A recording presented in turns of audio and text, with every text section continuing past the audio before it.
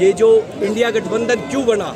आज कांग्रेस और आम आदमी पार्टी और कम्युनिस्ट पार्टी सारा एक साथ जुटना, पूरा हिंदुस्तान एक साथ हो गया है सिर्फ भारतीय जनता पार्टी के खिलाफ। क्यों हुआ ये आंदोलन?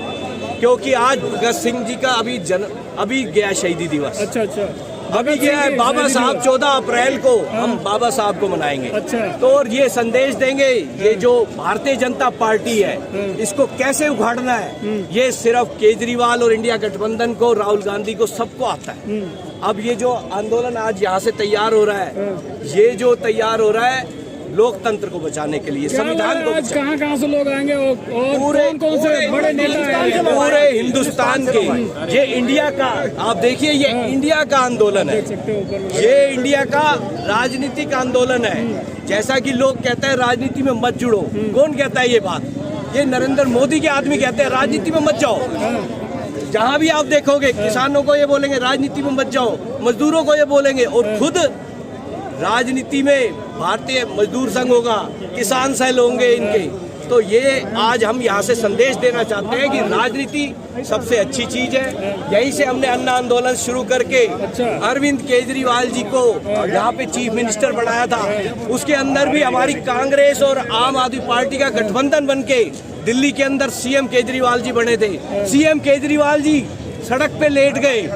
क्यों लेटे? निर्भया कांड हुआ देश के अंदर, दिल्ली के अंदर। मैं हिंदुस्तान के अंदर ये याद दिलाना चाहता हूँ, अरविंद एक सोच है, एक विचार है, सरकारी स्कूल की विचार है, ये सरकारी स्वास्थ्य का विचार है। तो ये बात हम लोग जो कर रहे हैं संविधान को बचाने के लिए, ये जो पुलिस वाले खड़े हैं, ये ईडी के अधिकारी है, ये सारे संवैधानिक रूप से संविधान में आते हैं। आज देखिए हमारे साथ कम्युनिस्ट पार्टी का झंडा है, ये देखिए। कुछ महिलाएं भी हैं यहाँ पे, उनसे आज हम बात करेंगे। क्या नहीं बोलना चाहते लोग, लोगों को बोलने के लिए तैयार नहीं करा हिंदुस्तान ने। आज ये माता जी ये झंडा लेके आई, मैं उठा रहा हूँ, आम आदमी पार्टी का आदमी हूँ मैं ये कम्युनिस्ट पार्टी का झंडा यूँ करने आया हूँ, ये बताने आया हूँ हम इंडिया में इकट्ठे हैं। ये माता जी आई। आप कहाँ से आई आप? हम रोहतक से आए, हरियाणा से। हाँ, आज इंडिया ब्लॉक की जो रैली है ये अटेंड करने के लिए आए हैं। अच्छा। और सीएम केजरीवाल को बिना किसी सबूत के, बिना किसी चार्जशीट के, और जिस तरह से मुख्यमंत्री को उठाया गया है रात को, अब आम आदमी क्या करेगा? आम आदमी के साथ तो ये कुछ भी कर सकते हैं। तो इसलिए इस तरह की प्रवृत्तियों का विरोध करने के लिए हम सब यहाँ। लेकिन कहा तो ये जा रहा है ना कि 9 नवंबर से ही केजरीवाल को सम्मन जा रहे थे, 3 सम्मन जा चुके थे। उसके बाद ही ईडी ने जो है केजरीवाल जी को उठाया है। जी, सम्मन जो जा रहे हैं बिना चार्जशीट के, बिना किसी सबूत के। आप चार्जशीट मेरे तक भेज दो, ऐसे मेरे को कहो कि ईडी के पास चलो, ईडी के पास चलो, तो हम तो नहीं जाएंगे। ड्यू प्रोसीजर जो है, you have to follow the due procedure. If the government violates the due procedures, then what about the other agencies? ऐसे तो नहीं कर सकते ना आप। ये नहीं है असल में, जहाँ पे भी विरोध की सरकारें हैं, दूसरी पार्टियों की सरकारें हैं, उनको ये तबाह करना चाहते हैं, क्योंकि इन्होंने इलेक्शन बॉन्ड के माध्यम से बहुत पैसा कमा लिया है। तो पैसे के बल पे ये चाहते हैं कि विपक्ष विहीन बना दिया जाए देश को, जो कि लोकतंत्र के अंदर बिल्कुल एक तानाशाही पूर्ण रुझान है। और ये तानाशाही बिल्कुल बर्दाश्त नहीं करेंगे इस देश के लोग, और इनको मजा चखाएंगे। अभी आने वाला है चुनाव, ये क्या समझते हैं कि 400 पार करके हरियाणा में पिछली बार तो आए थे 75 पार 40 सीट मुश्किल से मिली थी, और उसमें भी फिर खरीद के जेजेपी को तब सरकार बनाई थी। असल में इनकी जो डेस्पिरेशन है कि किसी भी हाल में इस बार जीतना है, उसकी वजह से ये एक के बाद एक कानून को अपने हाथ में लेने वाली कार्रवाई कर रहे हैं। ये लोकतंत्र के साथ खिलवाड़ कर रहे हैं। इसको देश की जनता जो है, आम लोग बर्दाश्त नहीं। तो अब तो महिलाएं भी आ गई हैं साथ में, अब क्या लग रहा है कि अब बदलाव आएगा? अब तो 0 रिजल्ट आएगा इनका, धरती में मिल जाएंगे। अच्छा, ये 400 सीट कह रहे हैं, हमने 4 ना आ जाए, पंजाब जैसा हाल ना हो जाए। पंजाब में भी ऐसी हवा चली थी। तो आप पंजाब से आए हुए हैं? हाँ जी, पंजाब से आए हुए हैं जी। ये मोदी को मुद्दा मारेंगे। अच्छा,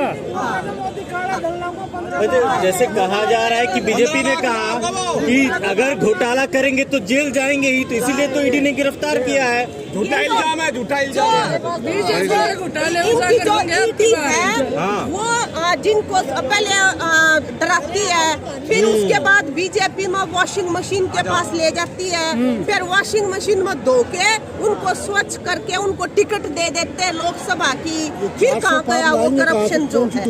ये साजिश जो है ये कि लोगों को चाहे डरा के चाहे पैसे से उनका ईमान खरीद के उनको तोड़ना है किसी भी तरह से, और किसी भी हालत में मतलब सत्ता पे काबिज होना 2024 में, और संविधान को बदलना है, और देश के अंदर लोकतंत्र की आत्मा जो है उसको घोटना है इन्होंने, इसलिए ये सारी कार्रवाइयाँ कर रहे हैं। लेकिन जो बाबा साहब अम्बेडकर का बनाया हुआ जो संविधान है, जिसकी वजह से महिलाओं को, दलितों को इंसान का दर्जा मिला है, हम बिल्कुल ये होने नहीं देंगे। ये क्या चाहते हैं, मनुवाद चला लेंगे इस देश के अंदर, शुद्ध ढोल पशु और नारी ये सब ताड़न के अधिकारी। हमें नहीं पता क्या मनुवाद का क्या मतलब है, हमें नहीं पता कि संविधान में सबको कानून के सामने बराबर अधिकार है, हम उसका महत्व समझते हैं, इसलिए हम आए हैं यहाँ पे।